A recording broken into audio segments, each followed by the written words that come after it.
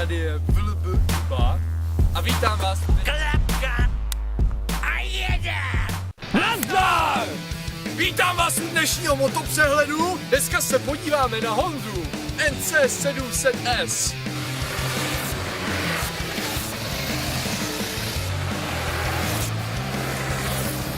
Specifikace téhle hondičky jsou, je to dvouválec, je to 4takt, má 35 kW, takže můžete řídit i s řidičákem A2, který je dostupný od 18 let. A při 6250 otáčkách za minutu, krouťáky 60 Nm,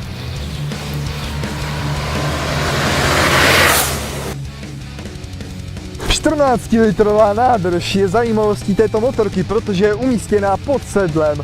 Nahradil jí 20-litrový box, do kterého můžete uložit helmu.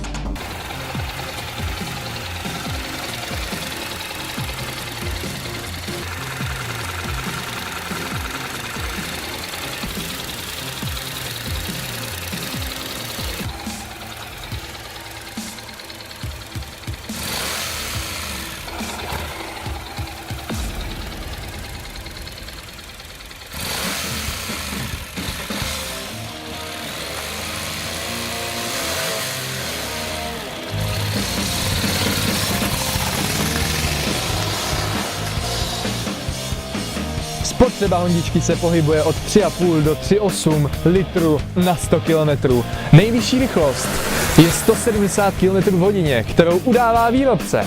Nýbrž reálná je nejspíš 180 km v hodině. Pohotovostní hmotnost je 215 kg.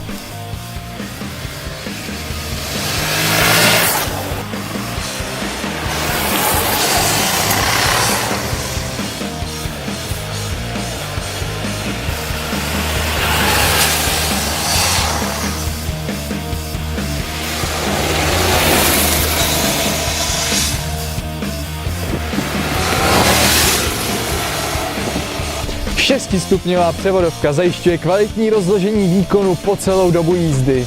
Dále přední a zadní kotoučové brzdy vám zajistí, že zabrzdíte před každým autem, aniž byste mu vyjeli kufru. Co potěší něžné pohlaví je, že výška sedla od vozovky je 79 cm.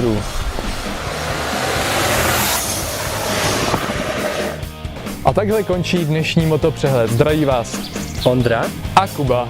Uvidíme se příště, těšte se na další díl.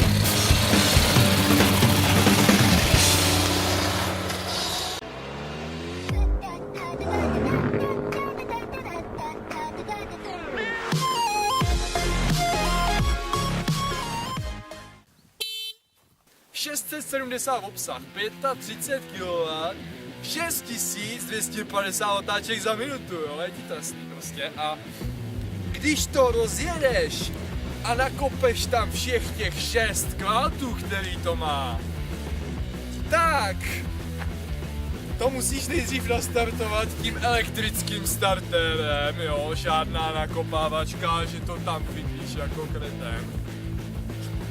No a vole, vpředu ti to brzdí jak kotoučovou, tak záru jaký kotoučovou brzdou. A prostě zastavíš s tím na místě z metru na metra.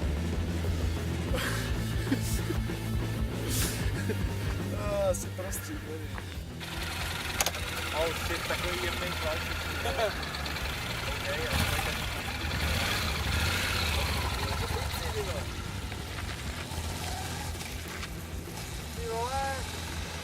A už jsme ho nikdy neviděli.